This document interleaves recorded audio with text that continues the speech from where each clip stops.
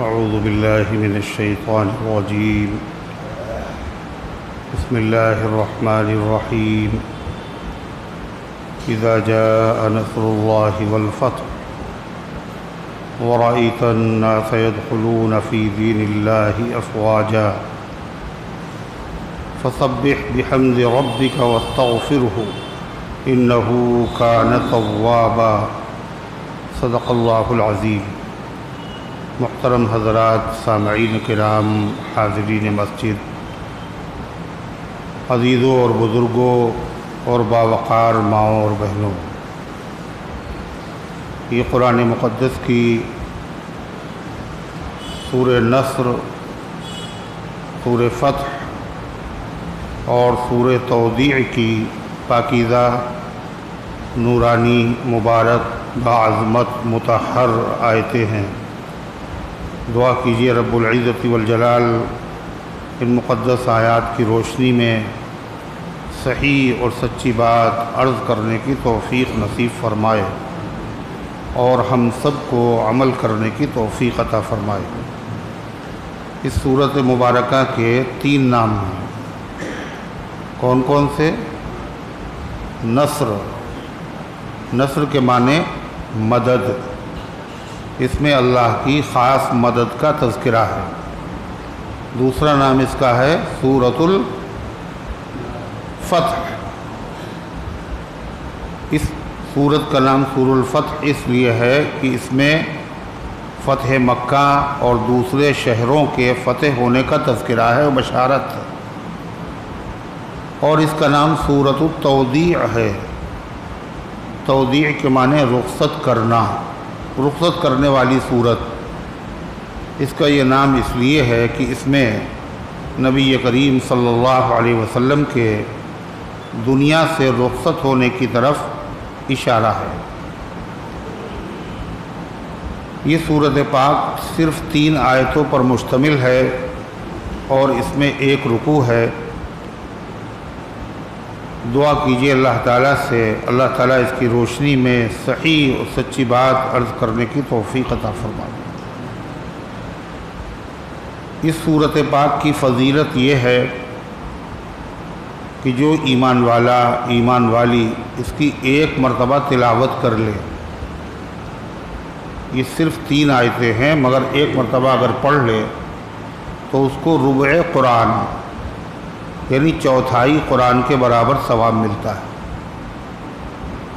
1 مرتبہ اگر پڑھا تو 1/4 قرآن کے برابر ہے، اور اگر 4 مرتبہ پڑھا تو 1 قرآن کے برابر ثواب ملے گا۔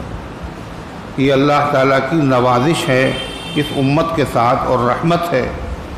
ایک چھوٹی سی سورت، اس کی 4 مرتبہ تلاوت کرنے پر پورے قرآن کا ثواب ملتا ہے۔ جب ایک سورت کے پڑھنے پر اتنا ثواب ہے تو اندازہ لگائیے پورے قرآن پاک کی تلاوت پر کتنا ثواب ہوگا۔ 114 صورتیں ہیں قرآن میں، ایک سورت کا جب یہ حال ہے تو پورے قرآن پڑھنے پر کتنا ثواب ملے گا۔ اس سے معلوم یہ ہوا کہ اللہ تعالیٰ کا منشا اور اللہ تعالیٰ کا مقصد اور اللہ تعالیٰ کی چاہت یہ ہے بندوں سے کہ وہ قرآن پاک کی تلاوت زیادہ سے زیادہ کرے تاکہ ان کو اور زیادہ ثواب سے نوازا جائے۔ اللہ تبارک و تعالی ہم سب کو قرآن پاک کی زیادہ سے زیادہ تلاوت کرنے کی توفیق عطا فرمائے۔ اور قرآن پاک کی اس سورت کے نزول کے سلسلے میں اختلاف ہے، یعنی زیادہ تر مفسرین کی رائے یہ ہے کہ اس سورت پاک کا نزول فتح مکہ سے پہلے ہوا۔ فتح مکہ سے پہلے ہوا کیوں؟ اللہ فرما رہا اذا جاء نصر اللہ والفتح، جب آ جائے اللہ کی مدد اور فتح۔ اس کا مطلب ابھی آئی نہیں۔ جب اللہ کی مدد آ جائے اور جب مکہ فتح ہو جائے تو آ جائے اور فتح ہو جائے اور لوگ دین میں فوج در فوج داخل ہونے لگیں تو آپ اللہ کی تسبیح بیان کیجئے، حمد بیان کیجئے، استغفار کیجئے۔ اس کا مطلب یہ ہے کہ ابھی مکہ فتح ہوا نہیں، پہلے سے اس صورت پاک کو نازل کر کے اللہ تعالیٰ نے ایمان والوں کو بشارت سنائی ہے، خوشخبری سنائی ہے کہ اللہ کی مدد آنے والی ہے اور مکہ فتح ہونے والا ہے۔ چنانچہ ایک روایت میں آتا ہے کہ یہ سورت پاک نازل ہوئی خیبر کی فتح سے واپسی پر۔ فتح خیبر سے جب اللہ کے رسول صلی اللہ علیہ وسلم واپس ہو رہے تھے تب یہ سورت نازل ہوئی، اور فتح خیبر فتح مکہ سے پہلے ہے۔ مکہ فتح ہوا 8 ہجری میں اور خیبر کی فتح 7 ہجری میں۔ اس کے بعد اس سورت کے نزول کے بعد نبی کریم صلی اللہ علیہ وسلم اس دنیا میں 2 سال تک حیات رہے۔ ایک روایت سے یہ پتہ چلتا ہے کہ یہ سورت پاک نازل ہوئی ہے فتح مکہ کے بعد۔ مکہ فتح ہوا 8 ہجری میں اور یہ نازل ہوئی ہے حجۃ الوداع کے موقع پر، اور حجۃ الوداع ہوا ہے 10 ہجری میں، یعنی فتح مکہ کے 2 سال کے بعد نبی کریم صلی اللہ علیہ وسلم کی وفات سے 81 دن پہلے اس کا نزول ہوا۔ اس کے راوی ہیں حضرت عبداللہ ابن عمر رضی اللہ تعالیٰ عنہ۔ وہ فرماتے ہیں فتح مکہ کے موقع پر نازل ہوئی، حجۃ الوداع کے موقع پر نازل ہوئی، اور کہاں نازل ہوئی؟ منی میں نازل ہوئی، اور کس تاریخ میں نازل ہوئی؟ فرماتے ہیں 12 ذی الحجہ کو نازل ہوئی۔ اور اس کے نازل ہونے کے بعد نبی کریم صلی اللہ علیہ وسلم کے صحابی اور آپ کے چچا حضرت عباس رضی اللہ عنہ رونے لگے، اور حضرت فاروق اعظم بھی رو پڑے جب ان سے لوگوں نے کہا اس میں تو فتح کا ذکر ہے، اس میں تو دین اسلام کے پھیلنے کا ذکر ہے۔ فرمایا کہ تمہیں نہیں معلوم، اس میں نبی کریم علیہ السلام کے سفر آخرت پر روانہ ہونے کا ذکر ہے۔ حضور پاک صلی اللہ علیہ وسلم نے خود فرمایا کہ ہو سکتا ہے کہ اس کے بعد تم سے ملاقات نہ ہو، اس لیے حج کے مسائل سیکھ لو۔ اس کے بعد نبی کریم علیہ السلام نے خطبہ دیا، اس خطبے کو بھی کیا کہا جاتا ہے؟ خطبۃ الوداع، یعنی رخصتی والا خطبہ، اور اس حج کو بھی کہا جاتا ہے حجۃ الوداع، رخصتی والا حج، رخصتی والا حج۔ لہذا معلوم یہ ہوا کہ یہ صورت مبارکہ فتح مکہ کے بعد حجۃ الوداع کے موقع پر نازل ہوئی۔ تو یہ 2 باتیں ہیں، باہر صورت چاہے فتح مکہ سے پہلے نازل ہوئی ہو، اگر فتح مکہ سے پہلے نازل ہوئی تو مطلب کیا ہوگا؟ اللہ پہلے سے خبر دے رہا ہے کہ ایسا ہونے والا ہے، اور یہ خبر بالکل سچی ثابت ہوئی۔ اللہ کی مدد بھی آئی اور مکہ بھی فتح ہوا، اور لوگ فوج در فوج دین میں داخل ہوئے۔ اگر فتح مکہ سے پہلے اس کا نزول ہوا ہے، اس کا مطلب یہ ہے اس میں یہ علامات نبوت میں سے ہے، حضور پاک صلی اللہ علیہ وسلم کے معجزات میں سے ہے کہ واقعہ پیش آنے سے پہلے آپ نے جو خبر دی وہ 100% ویسے ہی ثابت ہوئی۔ تو ترجمہ کیا ہوگا؟ جب اللہ کی مدد آ جائے مکہ فتح ہو جائے، یعنی ابھی فتح نہیں ہوا، ابھی مدد آئی نہیں، آنے کا ذکر ہے۔ اور اگر فتح مکہ کے بعد اس کا نزول ہوا ہے تو ترجمہ کیا ہوگا؟ جب اللہ کی مدد آ چکی اور مکہ فتح ہو چکا اور لوگوں کو دین میں آپ نے فوج در فوج داخل ہوتا دیکھ لیا، تو آپ تسبیح و تحمید میں مشغول ہو جائیے۔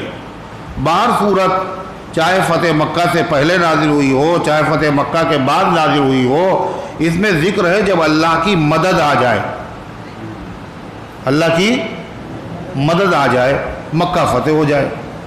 اس سے یہ معلوم ہوتا ہے کہ اللہ تعالیٰ کی مدد کب آئی تھی؟ فتح مکہ کے موقع پر۔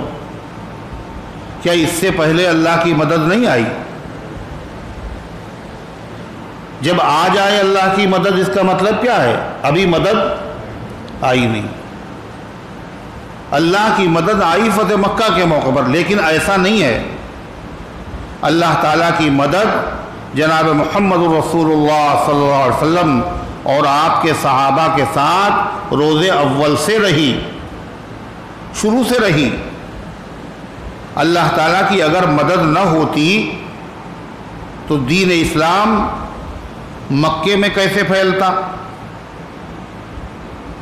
اور خود اللہ تعالیٰ کی مدد ہی تھی، ورنہ مسلمانوں کا زندہ رہنا بھی مشکل تھا۔ کتنے تھے مسلمان مکے میں شروع میں؟ کتنے تھے؟ 4۔ ابوبکر اور خدیجہ علی زید کو سلام۔ کتنے چراغ 4 چراغوں سے جل گئے؟ صرف 4 گنتی کے تھے۔ 4 آدمیوں کو ختم کر دینا یہ آسان ہے، یا پھر 40,000 کو ختم کرنا یہ آسان ہے؟ 4 کو ختم کر دینا، گلا دبا دیتے، ختم تھا۔ وہ حضرت یاسر کو شہید کر چکے تھے، وہ حضرت سمیہ کو شہید کر چکے تھے آخر، تو ان 4 کو فنا کر دینا کوئی مشکل کام نہیں تھا۔ لیکن ایسی صورتحال میں اسلام کا باقی رہنا اور تمام مصائب اور آلام کے باوجود صحابہ اکرام کا حیات رہنا اور اسلام پر قائم رہنا، یہ اللہ کی مدد کے بغیر نہیں ہو سکتا۔ اور اللہ تعالیٰ نے خود ذکر بھی فرمایا کہ ہماری مدد تھی۔ کیا فرمایا؟ اذکروا اذ انتم قلیل مستضعفون فی الارض تخافون ان یتخطفکم الناس فآواکم وأیدکم بنصرہ ورزقکم من الطیبات۔ اللہ کیا کہہ رہا مسلمانوں سے؟ یاد کرو جب تم تھوڑے تھے۔ کتنے تھے؟ تھوڑے تھے۔ ایک وقت تمہارے پاس ایسا بھی آیا تھا تمہارے اوپر تم بہت تھوڑے، قلیل، قلیل مانے تھوڑے تھے۔ کتنے تھوڑے تھے؟ گنتی کے مسلمان۔ مستضعفون، تھوڑے تو تھے اور تھوڑے بھی طاقتور نہیں تھے۔ مستضعفون، زمین میں بڑے کمزور تھے، اپنے شہر میں اپنے ملک میں ان کو کوئی مقام اور عظمت، کوئی طاقت حاصل نہیں تھی، بڑے کمزور تھے۔ کتنے کمزور تھے؟ اللہ تعالیٰ اس کمزوری کو بتا رہا، اور ایسے خدا نے بتایا ایسے کوئی بتا ہی نہیں سکتا۔ خدا کیا کرا؟ تخافونا، تم ڈرتے تھے، تھوڑے تھے، کمزور تھے، ڈرتے تھے۔ کیا ڈرتے تھے؟ ان یتخطفکم الناس، کہ لوگ تمہارے اوپر جھپٹا نہ مار لیں۔ کیا نہ کر لیں؟ جھپٹا نہ مار لیں۔ یہ جھپٹے کا جو لفظ ہے آپ اس پہ غور کیجئے۔ جھپٹا کون مارتا ہے؟ گوشت کے اوپر چیل، ہے نا؟ اور وہ جانور کا جو سر ہوتا ہے اس پہ تو جھپٹا مارتی نہیں، مارتی؟ ران کے اوپر جھپٹا نہیں مارتی، گوشت کے بڑے ٹکڑے پہ جھپٹا نہیں مارتی، وہ ایک چھچڑے پہ جھپٹا مارتی ہے، ایک بوٹی پہ جھپٹا مارتی ہے۔ اللہ فرمانا تم بہت کمزور تھے اور بہت کم تھے، تمہاری پوزیشن یہ تھی کہ تم ڈرتے تھے کہیں لوگ تمہارے اوپر جھپٹا نہ مار۔ پھر کیا ہوا؟ فآواکم، اللہ نے تمہیں ٹھکانہ دیا، اللہ نے تمہیں سلامت رکھا۔ وأیدکم بنصرہ، اور مدد کی اللہ نے، تائید کی تمہاری اپنی مدد کے ذریعے سے۔ لفظ نصر موجود ہے، اللہ نے تمہاری تائید کی تمہیں مضبوطی پہنچائی بنصرہ، اپنی مدد کے ذریعے سے۔ معلوم ہے فتح مکہ کے ساتھ مدد خاص نہیں ہے، بلکہ مکے کے اندر بھی ضعف کے عالم میں، کمزوری کے عالم میں، شروع زمانے میں بھی اللہ کی مدد شامل حال تھی، ورنہ اسلام کا بقا مشکل تھا، مسلمانوں کا بقا مشکل تھا۔ کتنی کمزوری تھی اور کیا حالات تھے مسلمانوں پر۔ جب گنتی کے مسلمان ہوئے اور تھوڑی تعداد بڑھی تو اللہ کے نبی صلی اللہ علیہ وسلم نے 2.5 سال تک تو تبلیغ نہیں کی علی الاعلان۔ کتنے سال تک؟ ایک ہے نبوت اور ایک ہے بعثت، ایک ہے نبوت ایک ہے بعثت۔ نبوت کا مطلب یہ ہے کہ آپ کو نبی بنا دیا گیا، آپ پر وحی نازل ہو گئی، آپ پر قرآن نازل ہونا شروع ہو گیا۔ یہ کب ہوا؟ 40 سال کی عمر میں۔ مگر آپ کی بعثت ابھی نہیں ہوئی۔ بعثت کا مطلب لوگوں کو سکھانے کے لیے، لوگوں کو تبلیغ کرنے کے لیے، لوگوں کو تعلیم دینے کے لیے اللہ تعالیٰ کا علی الاعلان ابھی حکم نہیں آیا۔ کئی سال کے بعد آیا؟ 2.5 سال کے بعد۔ فاصدع بما تؤمر، اے پیغمبر جو اللہ نے آپ کو حکم دیا ہے اب اس کو چھپانے کی ضرورت نہیں ہے، بلکہ اس کو کھول کے سنائیے علی الاعلان۔ اس کا مطلب تبلیغ آپ نے اس سے پہلے بھی کی، مگر وہ تبلیغ خفیہ تھی، علی الاعلان نہیں تھی۔ کمزوری کی وجہ سے، اس قدر کمزور تھے مسلمان کہ وہ حرم میں نماز نہیں پڑھ سکتے تھے، قرآن کی تلاوت نہیں کر سکتے تھے۔ کہاں کرتے تھے؟ ایک مکان میں چھپ کے۔ اس مکان کا نام تھا دار ارقم۔ دار مانے گھر، ارقم ایک صحابی ہیں، ان کا گھر تھا وہ۔ اور جب آپ جائیں گے اور سعی کرنے کے لیے صفا مروہ کے درمیان، تو وہاں ایک مقام کے اوپر لکھا ہوا ہے دار ارقم، یعنی پہلے مکہ بہت چھوٹا سا تھا اور صفا پہاڑی کے دامن میں ان کا گھر تھا، حضرت ارقم رضی اللہ عنہ کا۔ اسی گھر میں نبی کریم علیہ السلام صحابہ کرام کو چپکے دین کی تعلیم دیا کرتے تھے۔ کمزوری کا عالم یہ تھا کہ بلند آواز سے قرآن بھی نہیں پڑھ سکتے تھے، نماز کے اندر بھی تلاوت بلند آواز سے نہیں کر سکتے تھے، سری نمازیں اور جہری نمازیں۔ یہ اسی وقت کی یادگار ہے۔ آج جو ہم نمازیں پڑھتے ہیں 5 نمازیں، ان نمازوں میں 2 نمازیں سری ہیں۔ یہ سری جو ہے یہ اردو والا نہیں ہے، عربی والا ہے۔ سر کے معنی ہیں پوشیدہ، آہستہ، دھیرے سے، یعنی وہ نمازیں جن میں قرآن پاک امام صاحب دھیرے دھیرے پڑھتے ہیں، چپکے۔ وہ کون سی نمازیں؟ عشاء کی ہے نا، ظہر اور عصر کی نماز۔ اس میں تلاوت آج بھی کیسے ہوتی ہے؟ بولو، دھیرے دھیرے سے ہوتی ہے۔ دھیرے دھیرے کہاں ہوتی ہے؟ کہاں ہوتی ہے؟ جہاں مسلمانوں کی حکومت نہیں ہے وہاں ہوتی ہے۔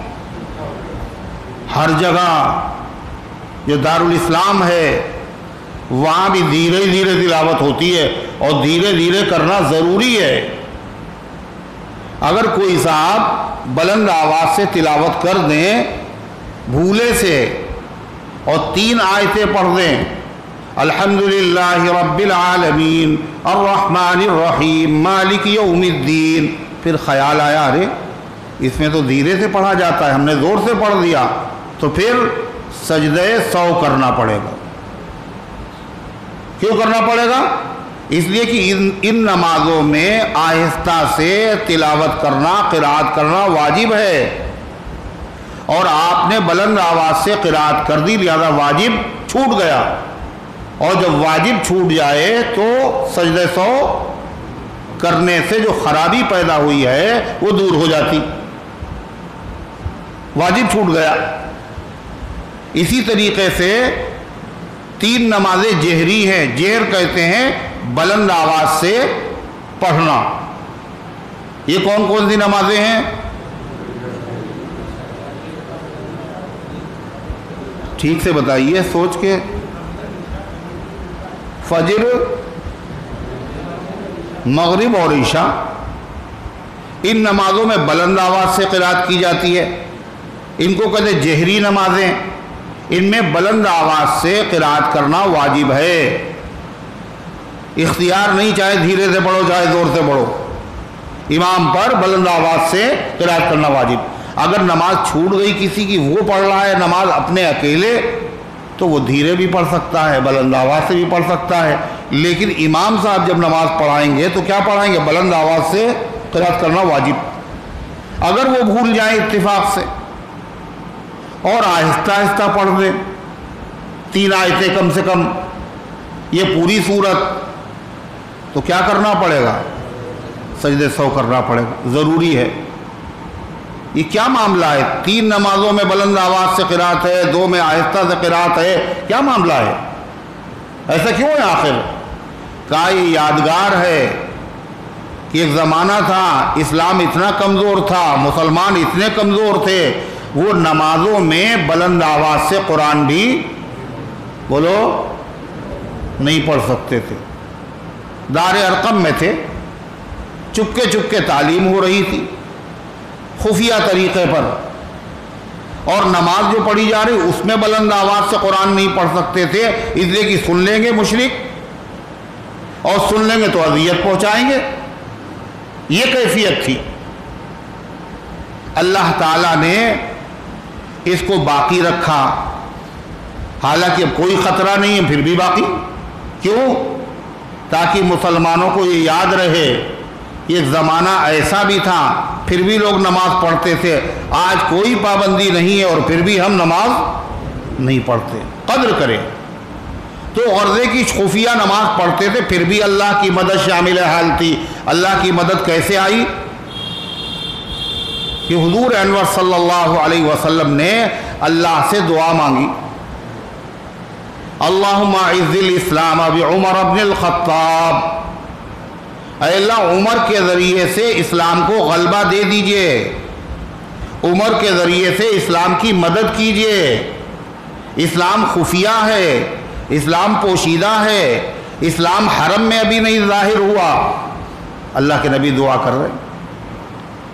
اور سیدنا حضرت فاروق اعظم رضی اللہ عنہ اسلام لے آئے، دعا قبول ہوئی، اور قبول ہوتے ہی نبی کریم صلی اللہ علیہ وسلم نے اور صحابہ نے بہت بلند آواز سے اسی دار ارقم میں کیا کہا؟ اللہ اکبر، خوشی سے، اتنی زور سے کہا کہ پورا مکے کی پہاڑیاں گونج گئیں۔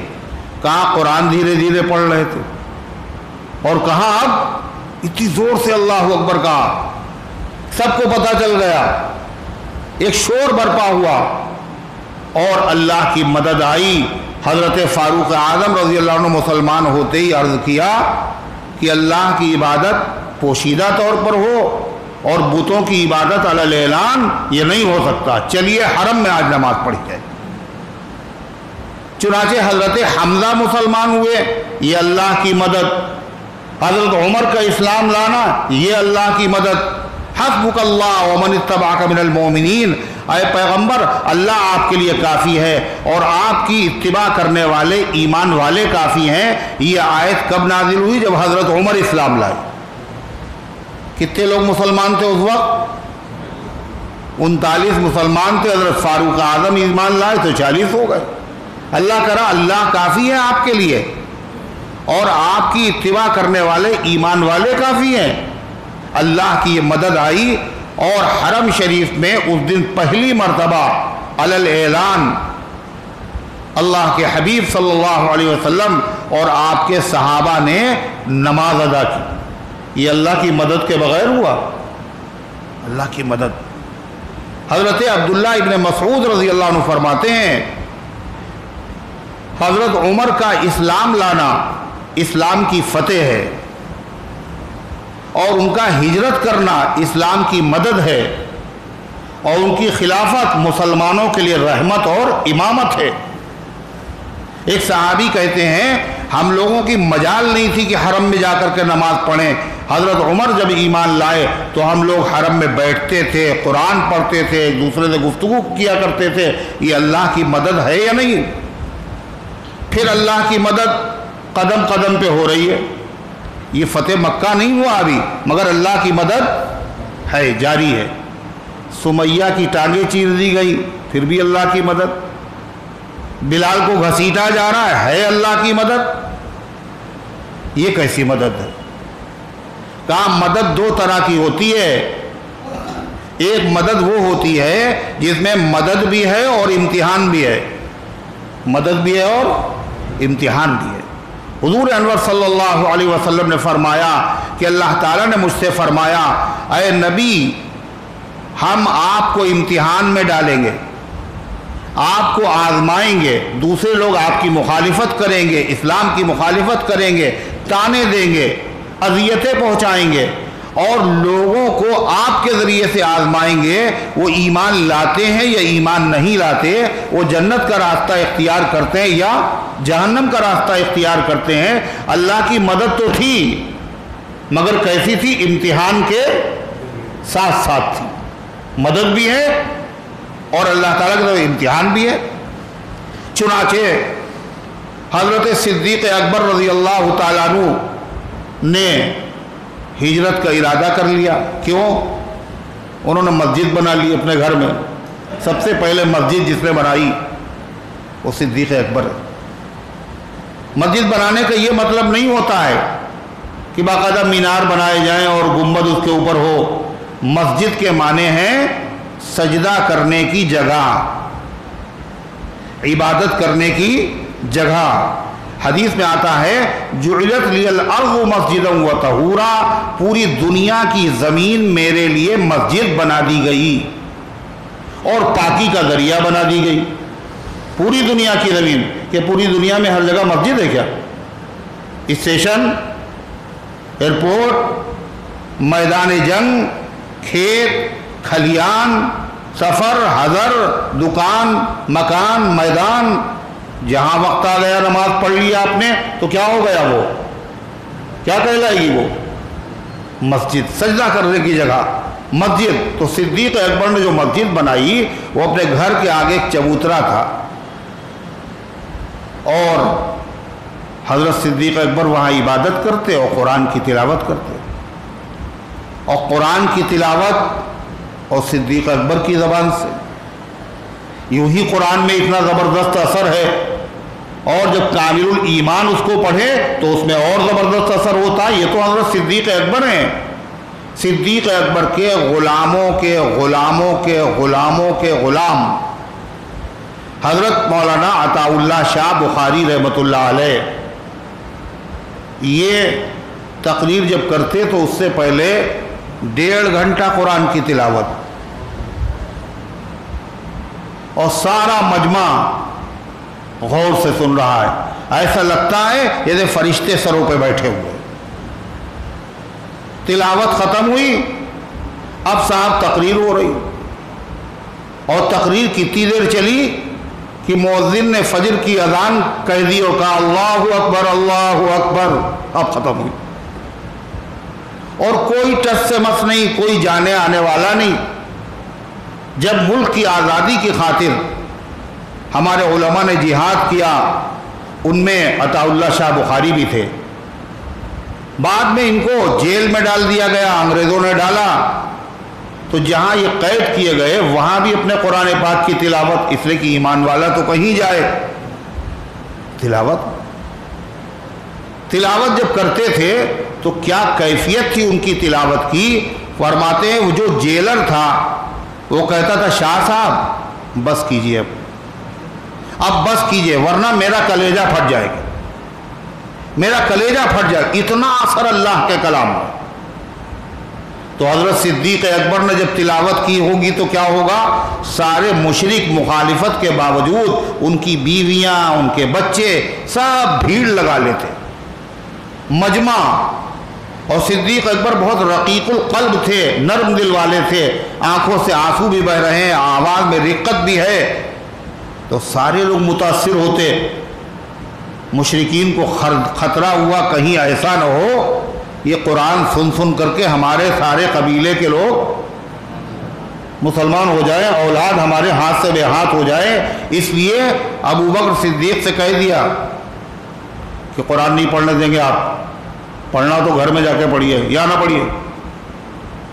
حضرت صدیق اکبر نے کہا اللہ کا کلام چھوٹ جائے یہ تو نہیں ہو سکتا ہے، گھر چھوٹ جائے یہ ہو سکتا ہے، کلام الہی کی تلاوت نہیں چھوڑیں گے، یہ عشق ہے قرآن۔ حضور پاک صلی اللہ علیہ وسلم سے اجازت لی اور کہا اللہ کے نبی یہاں لوگ قرآن نہیں پڑھنے دے رہے ہیں، لہذا ہم تو یہاں سے جا رہے ہیں، ہم وہاں جائیں گے جہاں اللہ کے کلام پڑھنے پر کوئی پابندی نہ ہو۔ اب چلے بھائی، اجازت بھی مل گئی۔ ایک مقام ہے مکے کے باہر برق غماد، جب وہاں پہنچے تو عرب کا ایک مشہور تاجر مشرک ابن الدغنہ ملا۔ اس نے دیکھا ابو بکر صدیق کو سب پہچانتے تھے ان کو، وہ بہت بڑے تاجر تھے، تو کہا کہاں جا رہے ہیں آپ؟ کہنے وہاں اللہ کی عبادت کرنے پہ ہماری قوم جو ہے پابندی لگاتی ہے قرآن کی تلاوت پر، اس لیے بھائی ہم یہاں سے جا رہے ہیں۔ تو اس نے کیا کہا پتہ ہے؟ تاریخ میں لکھا، اس نے دو جملے کہے، مثلک لا یخرج ولا یخرج، ابو بکر تم جیسا آدمی نہ مکے سے خود سے جا سکتا ہے اور نہ مکے سے نکالا جا سکتا ہے۔ اتنا قیمتی آدمی، اتنا بڑا آدمی نہ خود سے جائے گا مکہ چھوڑ کر کے اور نہ اس کو کوئی نکال سکتا ہے۔ اور یہی نہیں کہا اس نے مثل کا، پھر اس نے کچھ صدیق اکبر کے صفات بیان کیے، کہا آپ غریبوں کی مدد آپ کرتے، بے سہاروں کو سہارا آپ دیتے، جن کی کوئی مدد کرنے والا نہیں آپ ان کی مدد کرتے ہیں، آپ مہمانوں کی مہمان نوازی کرتے ہیں۔ یہ وہی سارے اوصاف ہیں جو حضرت خدیجہ رضی اللہ عنہا نے نبی کریم علیہ السلام کو پہلی وحی کے وقت تسلی دیتے ہوئے کہا تھا کہ آپ ڈریے نہیں، اللہ آپ کو رسوا نہیں کرے گا، آپ غریبوں کی مدد کرتے ہیں، بے سہاروں کے آپ سہارا ہیں، آپ جو ہے وہ مہمانوں کی مہمان نوازی کرتے ہیں۔ جو صدیق اکبر کی صفت وہ ایک مشرک بیان کر رہا ہے، وہی ام المومنین حضرت خدیجہ اللہ کے نبی کی سیرت بیان کر رہی ہیں۔ معلوم یہ ہوا جو نبی کی سیرت ہے وہی صدیق اکبر کی سیرت ہے۔ اصحاب ہیں نبی کی سیرت کے آئینے، لیکن جو کم نظر ہے اسے کیا دکھائی دے؟ تو حضرت صدیق اکبر کو وہ شخص لے کے آیا اور اس نے حرم کے پاس اعلان کیا کہ میں نے ان کو پناہ دی ہے، کوئی ان کو نہیں نکال سکتا۔ حضرت صدیق اکبر نے پھر اپنے تلاوت شروع کر دی۔ جب پھر تلاوت شروع کی تو ان لوگوں نے اسی سردار سے جا کے کہا اسی لیے تو ہم نے منع کیا تھا، دیکھیے اندیشہ ہے ہماری بیوی بچے کہیں قرآن سن کے مسلمان نہ ہو جائے۔ تو اس نے کہا بھائی ابو بکر میں نے آپ کو امان اس لیے دی تھی کہ آپ عبادت کریں مگر گھر پہ، اگر آپ باہر عبادت کریں گے تو میں اپنی امان واپس لے لوں گا، اپنی پناہ اپنی حفاظت۔ تو صدیق اکبر نے کہا سنو، اپنی پناہ واپس کرو، میں کسی اللہ کے دشمن کی پناہ میں نہیں رہنا چاہتا، میں اللہ کی پناہ میں رہوں۔ اور جب صدیق اکبر نکلے تو کچھ لوگوں نے مٹی پھینکی فوراً، اور معمولی آدمی تھے نہیں، وہ گرے پڑے آدمی نہیں تھے، اسلام سے پہلے بھی ان کا بڑا اونچا مقام تھا۔ جب لوگوں نے مٹی کچھ لوگوں نے پھینکی تو انہوں نے جو وہاں کے سردار سے کہا دیکھا یہ کیا ہو رہا ہے، یہ کیا ہو رہا ہے؟ تو ان لوگوں نے کہا یہ آپ کی وجہ سے ہو رہا ہے، آپ نے کہا ہمیں آپ کی حفاظت کی ضرورت نہیں ہے، اس وقت تک کچھ نہیں ہوا، جب کہا حفاظت کی ضرورت نہیں ہے تو ہو رہا ہے۔ حضرت صدیق اکبر نے کہا اے اللہ آپ کتنے حلیم ہیں، کتنے بردبار ہیں، آپ جلدی مجرم کو سزا نہیں دیتے۔ اور یہ کہنے کے بعد سیدھے اللہ کے نبی کی خدمت میں حاضر ہوئے اور حاضر ہو کر کے انہوں نے عرض کیا اے اللہ کے رسول صلی اللہ علیہ وسلم، پورا قصہ سنایا، قرآن پڑھنے پہ پابندی تھی، میں نے ہجرت کی اجازت لی تھی، پھر یہ ہوا پھر یہ ہوا پھر یہ ہوا۔ آپ نے کہا ابو بکر اب تم کہیں نہ جاؤ، ابو بکر تم کہیں اب نہ جاؤ، مجھے بھی اجازت ملنے والی ہے، تم میرے ساتھ چلنا، میرے ساتھ چلنا۔ جب مظالم کی انتہا ہو گئی مکے میں تو اللہ کی مدد آئی۔ کیا؟ حضور پاک صلی اللہ علیہ وسلم نے فرمایا کہ پڑوس میں جو ملک ہے حبشہ، وہاں کا بادشاہی مسلمان نہیں ہے، نجاشی، مگر عیسائی ہے، لیکن انصاف پسند ہے، تم وہاں چلے جاؤ۔ صحابہ وہاں چلے گئے اور وہاں جا کر کے دین پر آزادی سے عمل کرنے لگے۔ لیکن پھر امتحان، اللہ کی مدد بھی ہے کہ نجاشی بادشاہ مہربان ہو گیا، اور اس کے بعد اس نے ان کو رہنے کی اجازت دے دی، پناہ بھی دے دی، عبادت کی بھی اجازت دے دی۔ لیکن اللہ کی نصرت تو ہے، مگر یہ ایسی نصرت ہے جس کے ساتھ امتحان بھی ساتھ ساتھ ہو رہا ہے۔ مکے کے لوگوں کو چین نہیں آیا، ارے یہاں ہم لوگ ستاتے تھے، اب یہاں سے وہ حبشہ پہنچ گئے، اب بتائیے وہاں آرام سے عبادت کر رہے ہیں، تو ایسے تو اسلام اور پھیلے گا، ان کو پھر سے واپس لاؤ۔ تو حضرت عمرو بن العاص رضی اللہ عنہ کو بھیجا، ان کو واپس لے کے آؤ۔ اور وہ عمرو بن العاص بڑے ذہین صحابی تھے، بعد میں انہوں نے اسلام قبول کیا، مگر بلا کے ذہین، غضب کی ذہانت، بڑے ہوشیار۔ وہ تحفے تحائف لے کر کے گئے بادشاہ کے پاس، اور خالی بادشاہ کے پاس نہیں، اس کے درباری، وزیر اور بڑے بڑے پادری، ان سب کے لیے تحفے تحائف لے کے گئے۔ اور تحفہ اور گفٹ ایسی چیز ہے جو دشمن کو بھی کیا کر دیتی ہے؟ مہربان بنا دیتی۔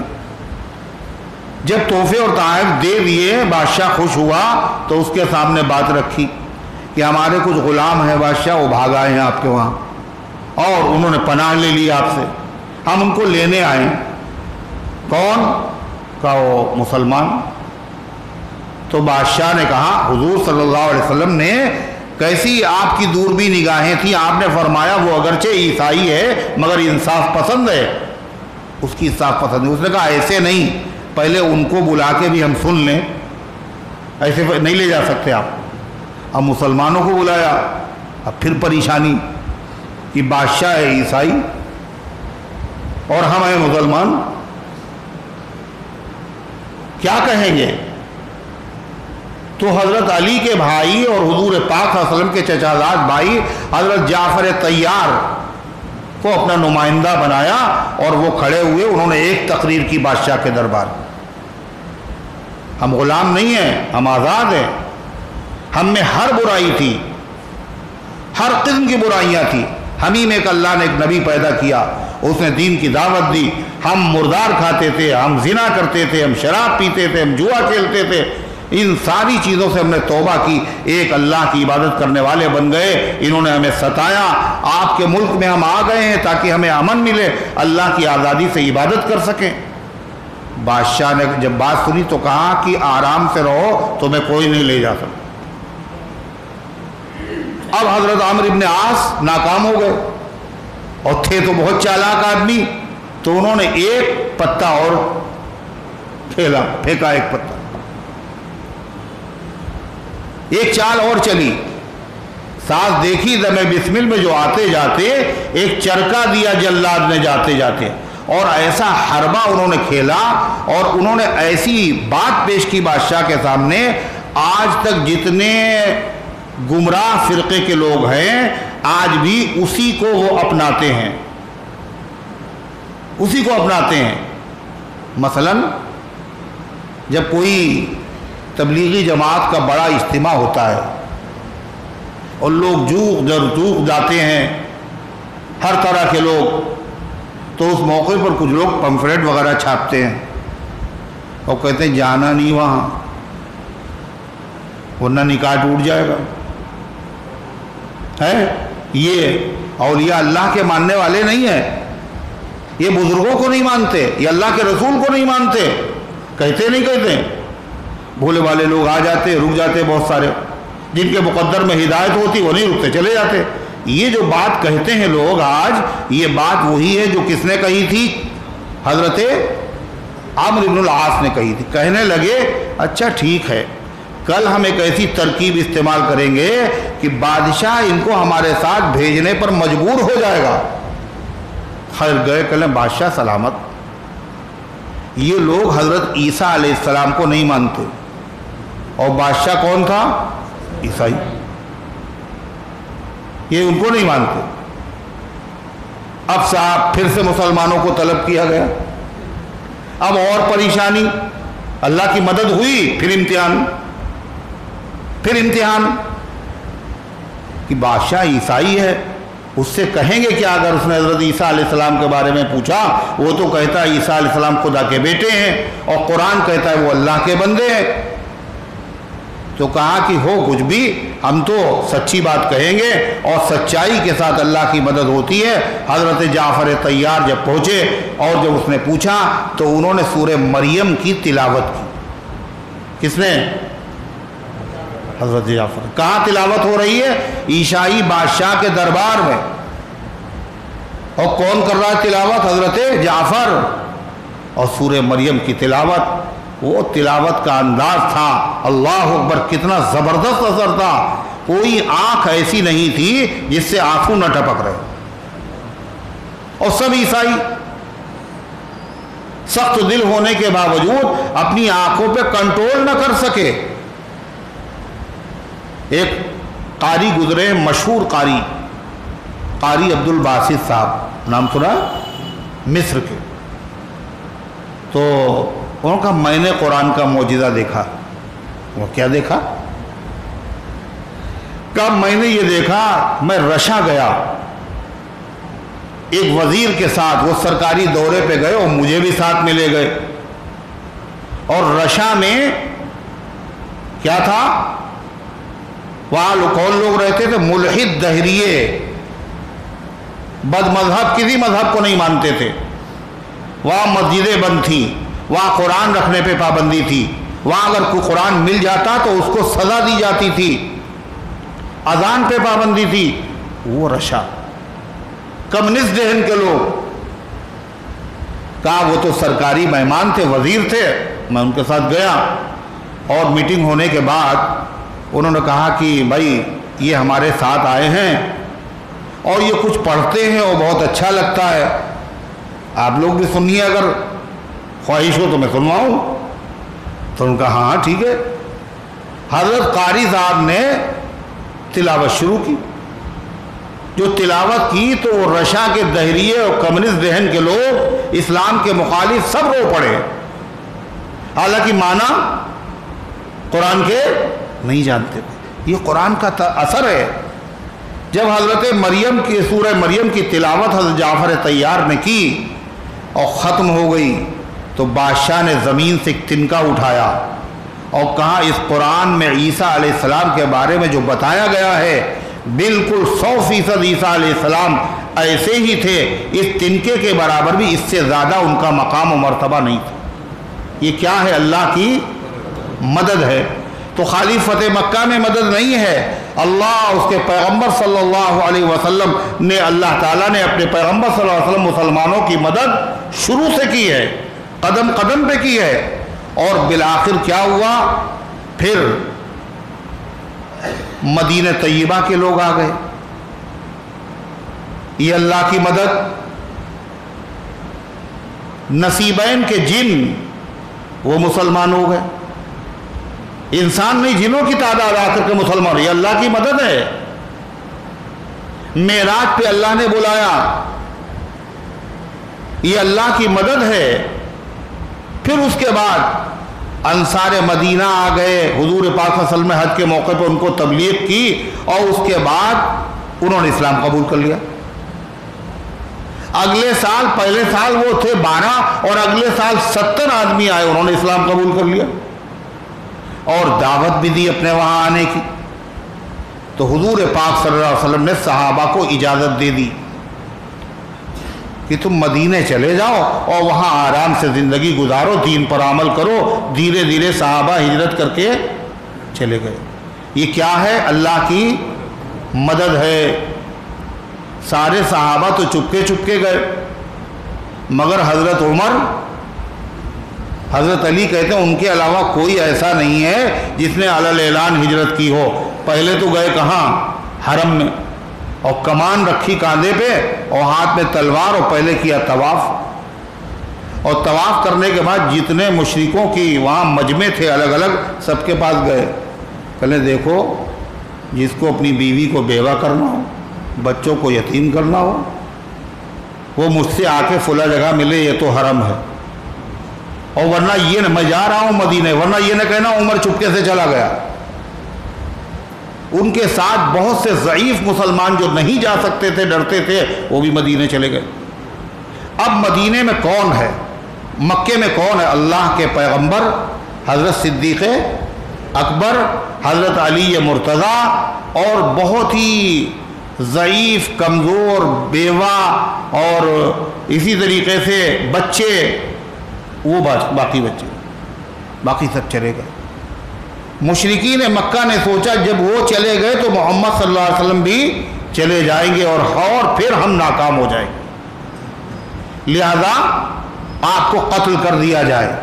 رات میں مشورہ ہوا قتل کا، اور اللہ تعالیٰ نے حضور پاک صلی اللہ علیہ وسلم کو اس کی اطلاع دے دی، اور آپ نے حضرت صدیق اکبر کو ذمہ میں جا کر کے بتایا۔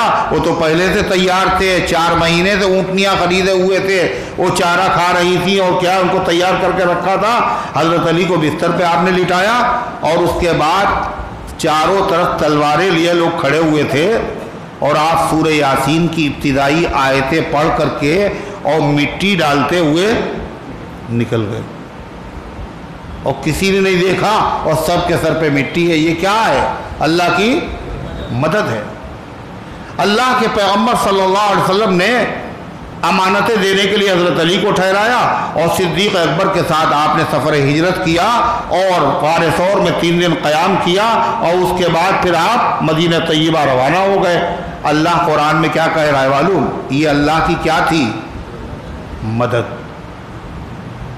اِلَّا تَنْصُرُوهُ فَقَدْ نَصَرَهُ اللَّهُ، اگر وہ اللہ کے رسول کی مدد نہیں کریں گے، اللہ فرماتا تو نہ کریں، فقد نصرہ اللہ، اللہ نے ان کی مدد کی۔ اذ اخرجہ الذین کفروا، جب کافروں نے ان کو نکال دیا۔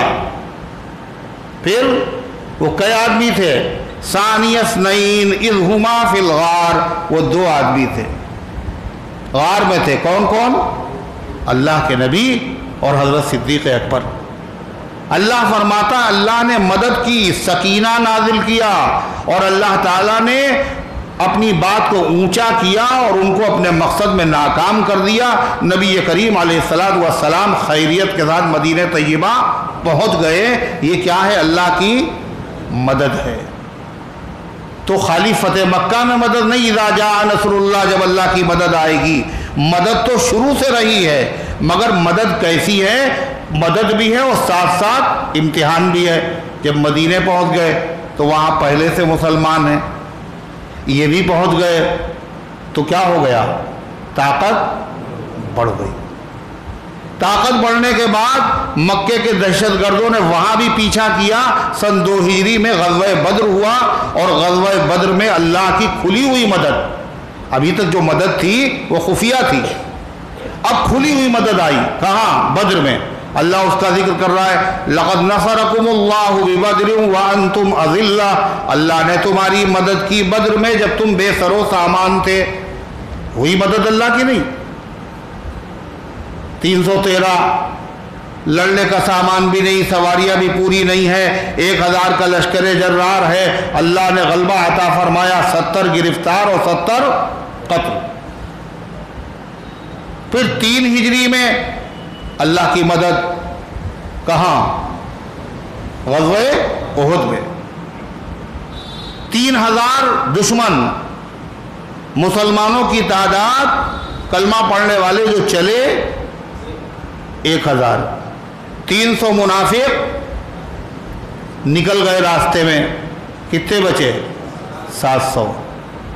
پھر اللہ کی مدد آئی، دشمن بھاگ کھڑا ہوا، پھر مال غنیمت جمع کیا، اور دشمن پیچھے سے پلٹ آیا، اور جو بھاگے تھے وہ بھی آ گئے۔ اللہ کے نبی صلی اللہ علیہ وسلم کی قتل کی خبر مشہور ہو گئی، خود نبی کریم علیہ السلام زخمی ہوئے، 70 صحابہ شہید ہوئے۔ آپ کہتے ہیں اللہ کی مدد ہے، یہ اللہ کی مدد ہے؟ بدر میں مدد، احد میں مدد، یہ کہاں مدد ہے؟ 70 صحابہ شہید بھی ہو رہے ہیں، اللہ کے نبی زخمی بھی ہو رہے ہیں، اور اس کے علاوہ مسلمانوں کو زخم بھی لگ رہے ہیں۔ آپ کہتے ہیں اللہ جی اللہ کی مدد یہ بھی تھی۔ کیوں؟ مدد دو طرح کی ہوتی ہے، ایک ایسی مدد جو خالص مدد ہو جس میں امتحان نہ ہو، اور ایک ایسی مدد ہے جس کے ساتھ بولو امتحان بھی، اللہ کی مدد بھی ہے امتحان بھی۔ پہلا امتحان 1000 تھے، ان میں سے 300 نکل گئے، امتحان ہے۔ یہ منافق تھے، 3000 کے مقابلے میں 1000، وہ کتنے تھے؟ کئے گنا؟ 3 گنا۔ اور اس کے بعد بھی ان میں سے 300 نکل گئے، اب بچے 700۔ حوصلے پست ہوں گے نہیں ہوں گے؟ پھر بھی اللہ نے مدد کی، پھر اتنے لوگ شہید ہو گئے۔ تو کا شہادت جو ہے یہ کوئی مصیبت تھوڑی تھی، کیا تھا؟ یہ اللہ کا انعام تھا، اللہ کی مدد ہے۔ 70 صحابہ شہید ہوئے تو کیا ہوا؟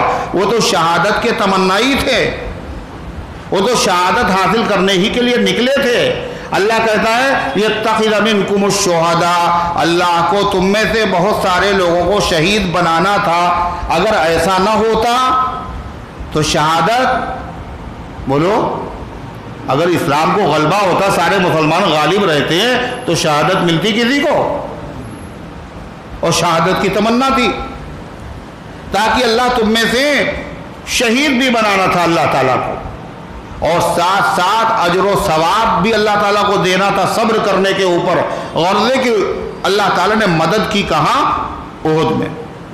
اب 5واں سال ہوا یا 4تھا سال، اب کی مرتبہ انتہائی زبردست قسم کا لشکر کشی ہوئی جس کا نام ہے غزوہ احزاب، اسی کو کہتے ہیں غزوہ خندق۔ وہاں کیا ہوا؟ 12000 کا لشکر اور تھوڑے سے مسلمان۔ حضرت سلمان فارسی کے مشورے سے خندق کھودی گئی، بیان کر چکے کتنی لمبی خندق تھی، یہ دیکھیں سب کو یاد ہی نہیں کتنی لمبی تھی، 3 میل۔ ہوش میں 3 میل کتنی ہوتی ہے؟ 3 گز، 3 میل، اتنی لمبی خندق۔ گہری کتنی؟ 10 گز، چوڑی کتنی؟ 10 گز۔ اور کتنے دن میں صحابہ نے یہ خندق کھودی نبی کے ساتھ؟ بولو، صرف 6 دن میں۔ یہ کیا ہے؟ اپنے بلبوتے پہ ہوا؟ کیا تھا؟ اللہ کی مدد تھی۔ خندق تو کھود گئی، دشمن جو ہے وہ آ کے ہکا بکا رہ گیا۔ ارے کیسے مقابلہ کریں؟ تیروں سے مقابلہ ہوتا رہا۔ اللہ کی یہاں مدد بھی ہے اور ساتھ ساتھ مسلمانوں کا سخت ترین امتحان بھی ہے۔ اتنا بڑا لشکر تو کبھی آیا ہی نہیں، امتحان در امتحان۔ سامنے سے تو سیفٹی ہو گئی، خندق ہے، تیروں سے مقابلہ کریں گے، مگر خود مدینے کے اندر ایک دشمن موجود ہے، یہودیوں کا قبیلہ بنو قریظہ، اس نے غداری کر دی۔ اب سامنے بھی دشمن اور اندر بھی دشمن، اور سخت سردی اور قحط کا عالم۔ مسلمانوں کا یہ بڑا سخت امتحان تھا۔ اللہ تعالیٰ نے قرآن کریم میں فرمایا اذکروا نعمت اللہ علیکم یا ایھا الذین آمنوا اذکروا نعمت اللہ علیکم، اے ایمان والو اپنے اوپر اللہ کی نعمت یاد کرو۔ اذ جاءتکم جنود، جب تمہارے پاس ایک لشکر نہیں کئی ایک لشکر تمہارے اوپر حملہ آور ہوئے تھے، تو ہم نے کیا کیا؟ ہم نے ان کے اوپر ہوا بھیج دی، اور ہم نے ایسے لشکر تمہاری مدد کے لیے بھیجے جو تم نے نہیں دیکھے، ہم نے تمہاری مدد کی۔ اور اللہ تعالیٰ فرماتا تمہارا حال کیا تھا؟ اذ جاءوکم من فوقکم، جب وہ آئے تھے تمہارے اوپر حملہ کرنے کے لیے اوپر سے، ومن اسفل منکم، اور نیچے سے، باہر بھی دشمن اور اندر دشمن۔ وَإِذْ زَاغَتِ الْأَبْصَارُ، جب تمہاری آنکھیں پھٹی رہ گئی تھی مارے خوف کے کیا کریں۔ وَبَلَغَتِ الْقُلُوبُ الْحَنَاجِرَ، اور تمہارے دل دھڑک دھڑک کر کے کہاں پہنچ گئے تھے؟ کہاں پہنچ گئے تھے؟ گلے میں. ایسا لگ رہا تھا دھڑک کے باہر نکل جائیں گے. وَتَظُنُّونَ بِاللَّهِ الظُّنُونَ، اور تم اللہ تعالیٰ کے ساتھ طرح طرح کے گمان کر رہے تھے. هُنَالِكَ ابْتُلِيَ الْمُؤْمِنُونَ وَزُلْزِلُوا زِلْزَالًا شَدِيدًا، وہاں مسلمانوں کا سخت امتحان لیا گیا اور سخت زلزلے میں مسلمانوں کو ڈالا گیا. کیا عالم تھا پتہ ہے؟ 4 نمازیں اللہ کے نبی صلی اللہ علیہ وسلم کی قضا ہو گئی. 1 مہینے تک دشمن پڑاؤ ڈالے پڑا رہا. کتنے دن؟ 1 مہینہ. آدمی لاک ڈاؤن لگ جائے تو اس کے بعد گھروں کا حال کیا ہوتا ہے؟ کہاں سے کھائیں گے، کہاں سے پئیں گے؟ 1 مہینے دشمن حملہ آور ہے، سامنے پڑا ہوا ہے. باہر بھی دشمن ہے اور اندر بھی دشمن ہے. ایسا سخت ترین امتحان تو کبھی نہیں ہوا. نبی پاک صلی اللہ علیہ وسلم ایک مسجد مدینے میں ہے، اللہ تعالی ہم سب کو دکھائے وہ مسجد. اس کا نام ہے مسجد فتح اور مسجد اجابہ. اجابہ مانے قبولیت، فتح مانے فتح. آپ نے صحابہ کی پریشانی کو دیکھا اور آپ نے اس مسجد میں دعا کی. پتہ ہے کئی دن؟ 3 دن. کئی دن دعا کی؟ لگاتار. کب سے شروع کی؟ دوشنبے کے دن، پیر کے دن شروع کی. پیر کے دن دعا کی، منگل کے دن دعا کی اور بدھ کے دن دعا کی، اور بدھ کے دن ظہر کے بعد دعا آپ کی قبول ہوگی. کہ امتحان کا وقت ختم، اللہ کی مدد آ گئی. آپ نے صحابہ کو خوشخبری سنائی. کیسی اللہ کی مدد آئی؟ اللہ تعالیٰ فرماتا ہے ہم نے ہوا بھیجی. اور کون سی ہوا بھیجی اللہ نے؟ پورب والی. جو پورب سے ہوا چلتی ہے اس ہوا کو کہتے ہیں صبا. کیا کہتے ہیں؟ شاعر لوگ زیادہ تر اپنے اشعار میں اس کا ذکر کرتے ہیں. اے صبا بوذر و سلمہ جو سنا کرتے تھے، پھر سنا دے وہی نغمات الف سے یا تک. اے ہوا، ابو ذر اور سلمان جو اللہ کے نبی کے کلمات سنتے تھے، مجھے بھی سنا دے الف سے یا تک. ہے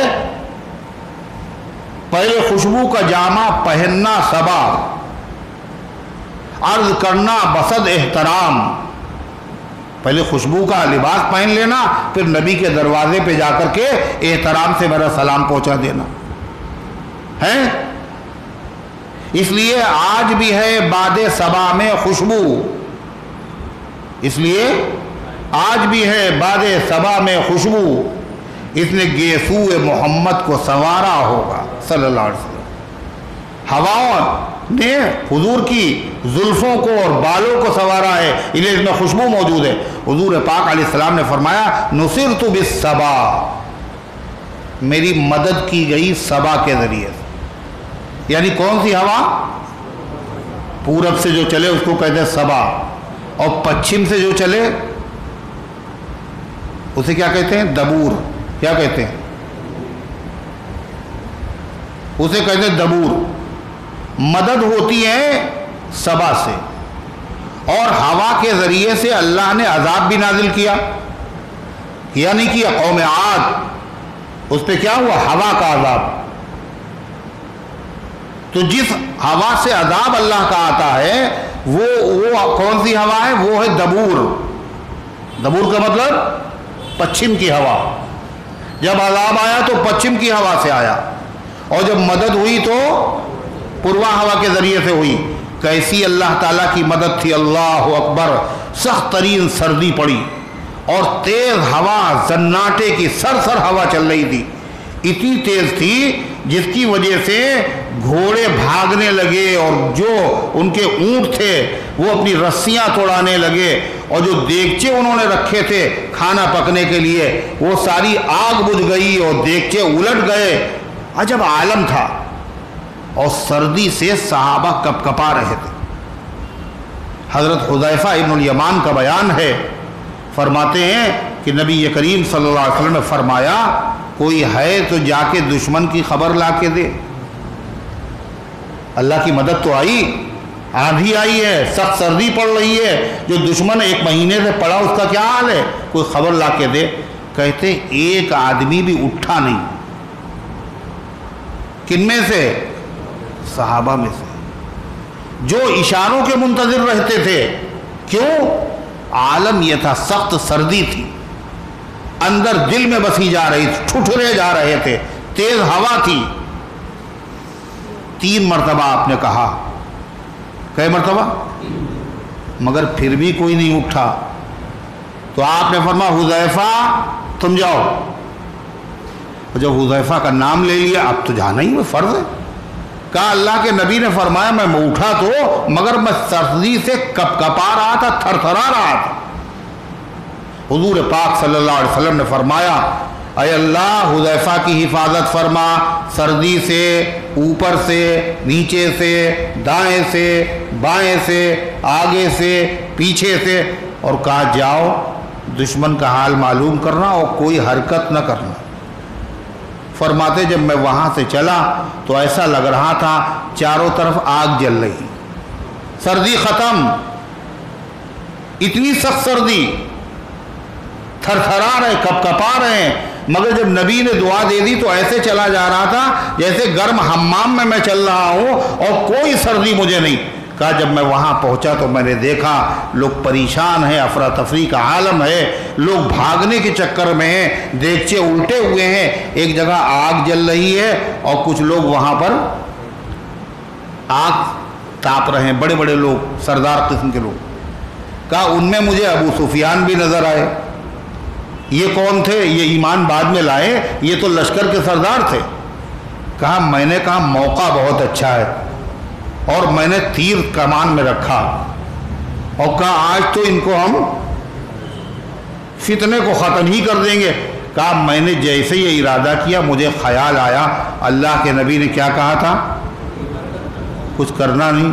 کہا میں نے فوراً واپس رکھ لیا، اور میں قریب پہنچ گیا جہاں وہ لوگ بیٹھے ہوئے آگ سے سیک رہے تھے، میں بھی انہی میں شامل ہو گیا۔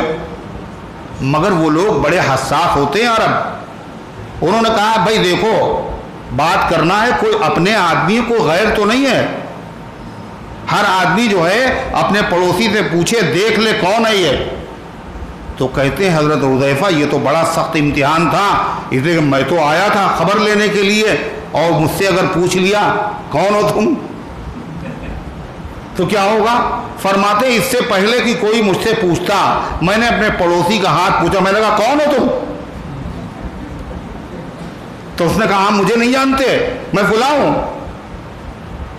اس کے بعد سنا سردار لشکر کہہ رہا تھا اب یہاں رہنا مناسب نہیں ہے، ہوا کا بڑا زور ہے، گھوڑے بے قابو میں نہیں ہے، کھانے کا بھی انتظام نہیں ہے، حالت خراب ہے، چلو بھائی واپس چلو۔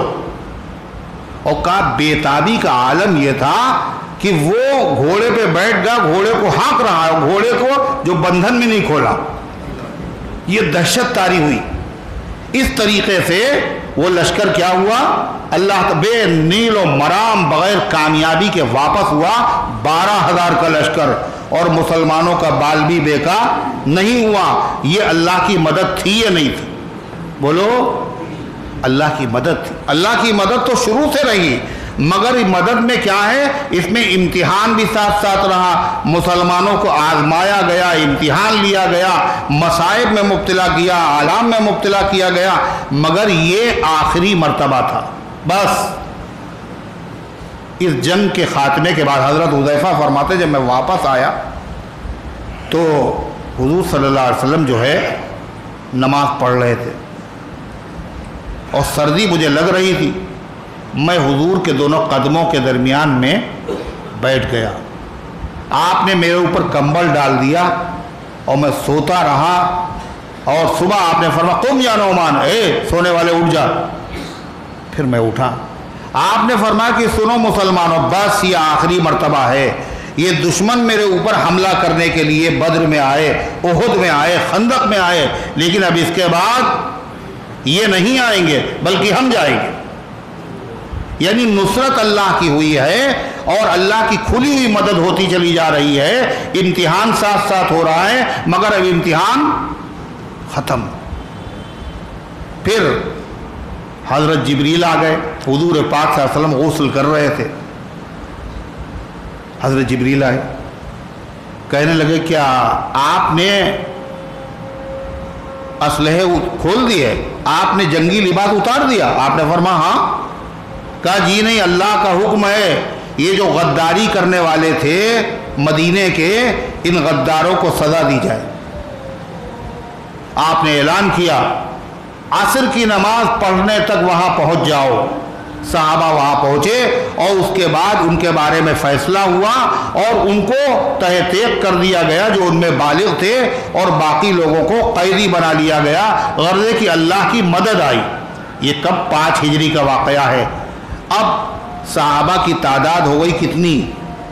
1400۔ کتنی؟ 1400۔ اللہ کے نبی نے خواب دیکھ لیا کہ ہم عمرہ کر رہے ہیں، صحابہ سے ذکر کر دیا۔ صحابہ تو ترسے ہوئے تھے، 6 سال سے کعبہ نہیں دیکھا، حرم نہیں دیکھا، دل کے اندر بیتابی، اور اللہ کے نبی کا خواب ہے اور نبی کا خواب سچا ہوتا ہے، لہذا بغیر حضور کے کہے ہوئے سب نے احرام باندھ لی۔ جب انہوں نے احرام باندھا تو نبی کریم صلی اللہ علیہ وسلم نے بھی احرام باندھ لیا، اور 1400 صحابہ کو لے کے جب آپ چلنے لگے تو راستے میں حضرت فاروق اعظم نے فرمایا کہ ہو سکتا ہے جا رہے عمرہ کرنے وہ لوگ مقابلے کے لیے آ جائیں تو ہتھیار بھی لے لیا جائے۔ تھوڑے ہتھیار لے لیے گئے۔ مقام حدیبیہ پر پہنچے تو وہی ہوا، دشمن نے کہا ہم اندر داخل نہیں ہونے دیں گے۔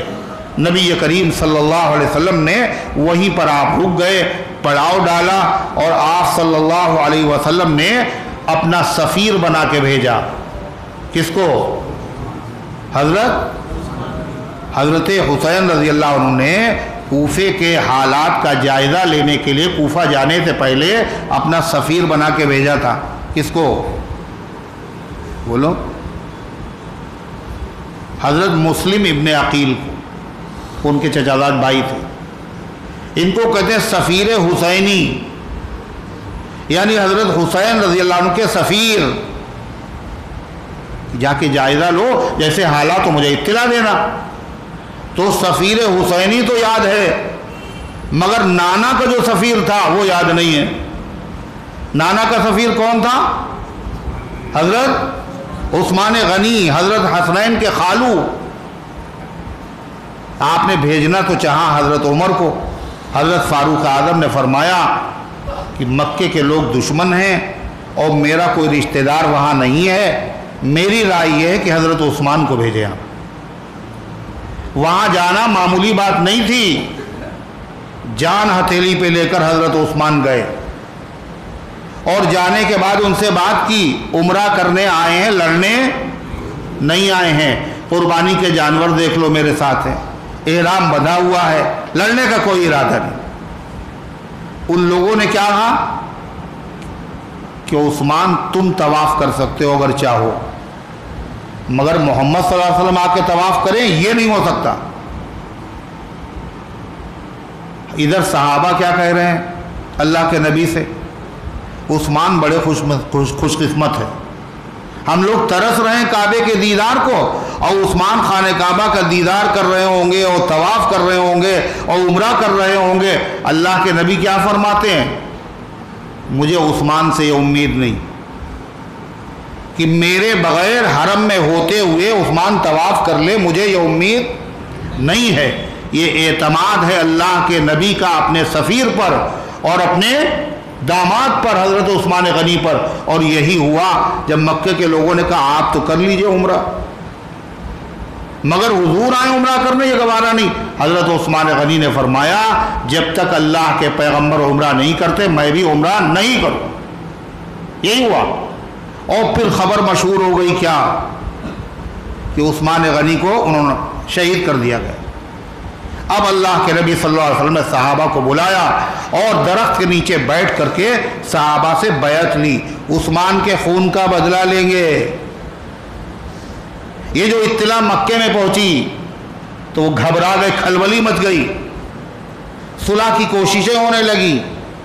حضرت عثمان کو انہوں نے رہا کیا، آپ نے جو دعوت کی صحابہ کو بیعت کیا، قرآن کی آیت نازل ہو گئی، اللہ ان ایمان والوں سے راضی ہو گیا جو آپ کے دست مبارک پر درخت کے نیچے بیعت کر رہے. اس کا نام ہے بیعت الرضوان.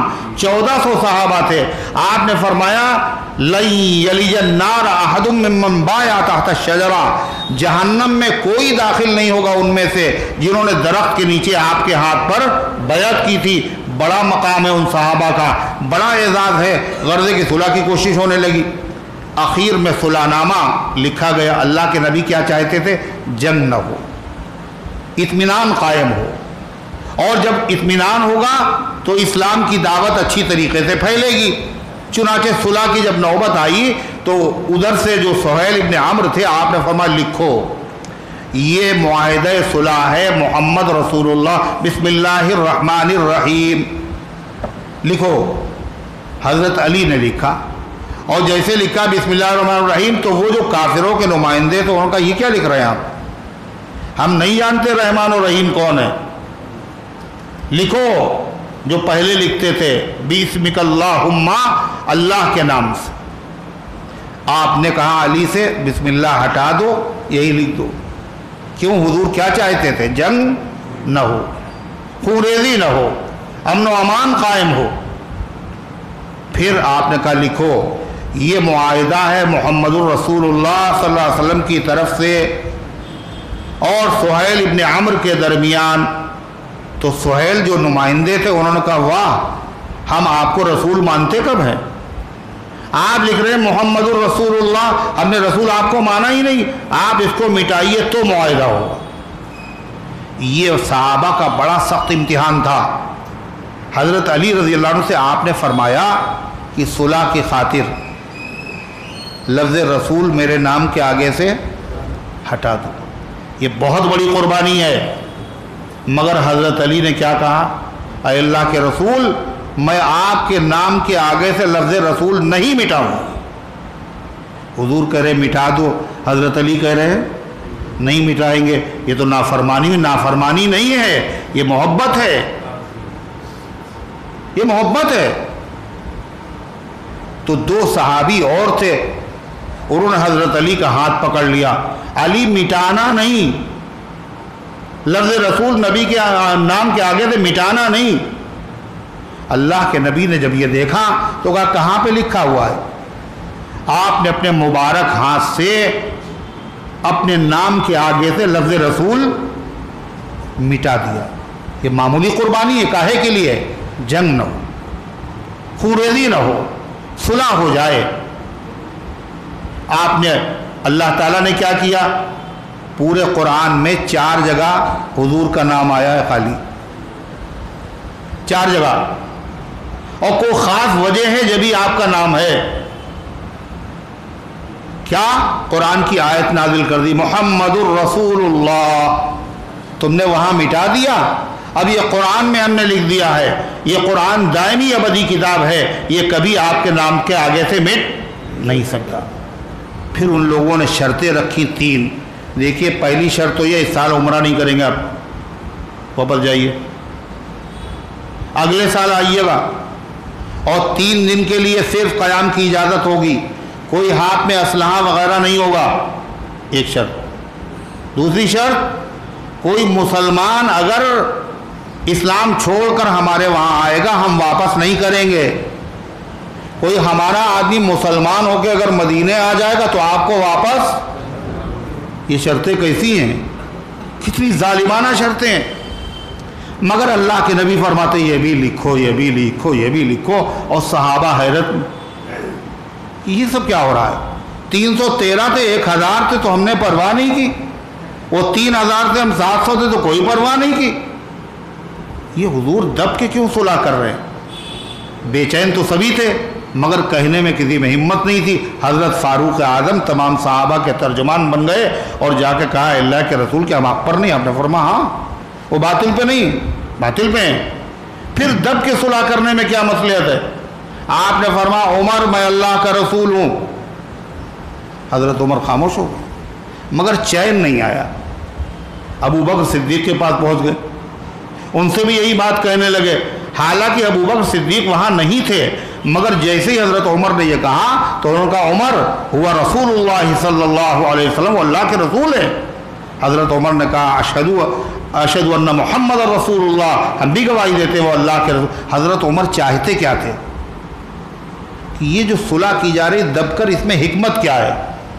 حکمت پتہ نہیں، راز پتہ نہیں۔ چنانچہ یہ صلح ہو گئی۔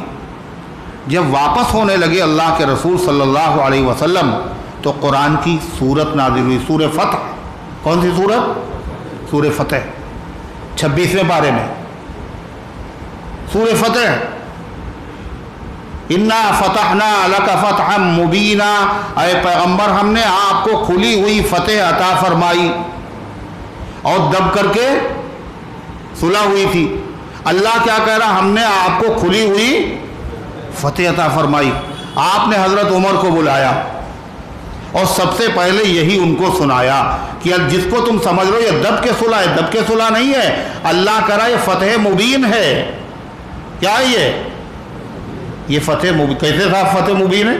عمرہ کرنے نہیں دیا، اندر جانے نہیں دیا، ظالمانہ شرطیں منوا لی ہیں، اللہ کہہ رہا فتح مبین ہے۔ کیوں؟ مقصد کیا ہے آپ کے دنیا میں بھیجے جانے کا؟ اسلام ترقی کرے، لوگ زیادہ سے زیادہ مسلمان ہوں، یہی تو مقصد ہے۔ اس کے پیچھے یہی مقصد کار فرما تھا۔ اگر صلح ہو جائے گی تو یہ کافر اور مشرک مسلمانوں سے ملیں گے، اور ملنے کے بعد جب آپس میں ملیں گے، تجارت کریں گے، کاروبار کریں گے، تو یہ کثرت سے اسلام کو سمجھیں گے اور ان کا تعصب مٹ جائے گا، اور یہ اسلام میں جوخ در جوخ داخل ہوں گے۔ آپ کو پتہ ہے کیا ہوا؟ 1400 صحابہ آئے تھے، 10 سال کے لیے صلح حدیبیہ ہوئی۔ کئے سال کے لیے؟ 10 سال کے لیے۔ اس کے بعد 8 ہجری میں، 6 میں یہ صلح ہوئی، 7 8 ہجری میں جو آپ کے ساتھ صحابہ آئے تھے کتنے تھے پتہ ہے؟ 10,000۔ کتنے؟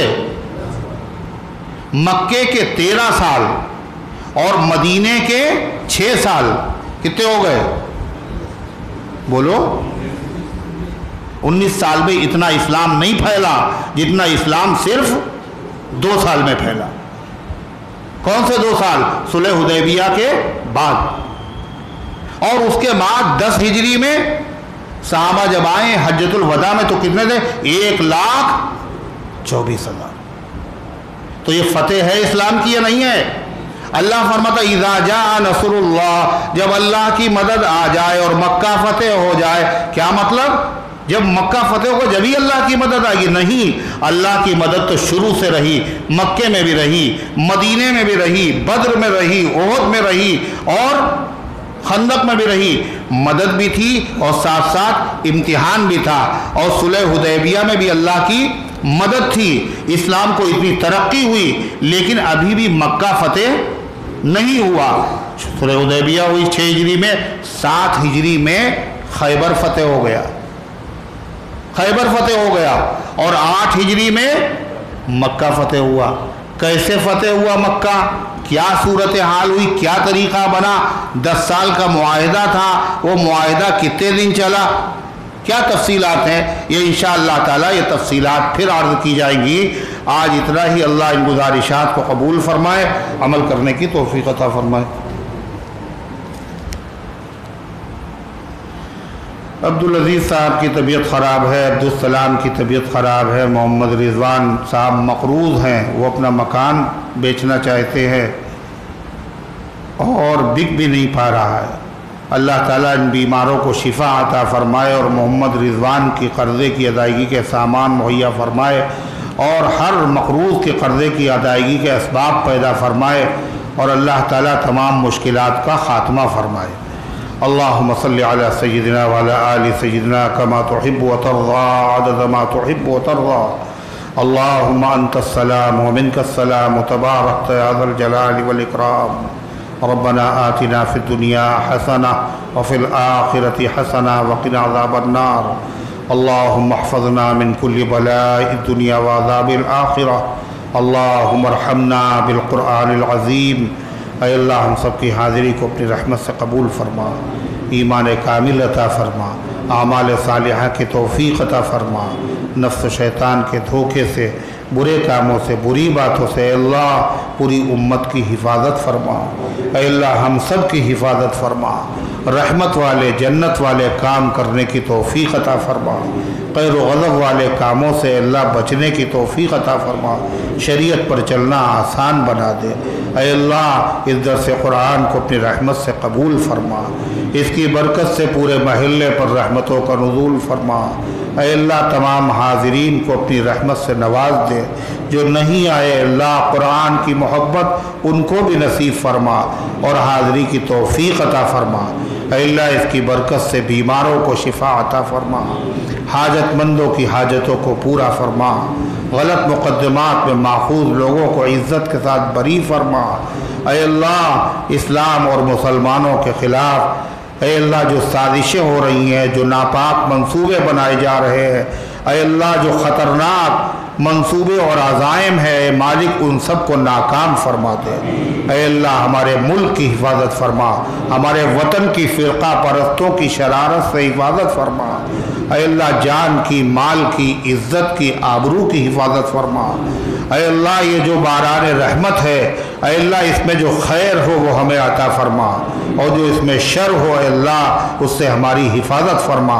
ہم وہ خیر مانگتے ہیں، ہر وہ خیر اور بھلائی مانگتے ہیں اے اللہ جو تجھ سے تیرے نبی نے مانگی ہے۔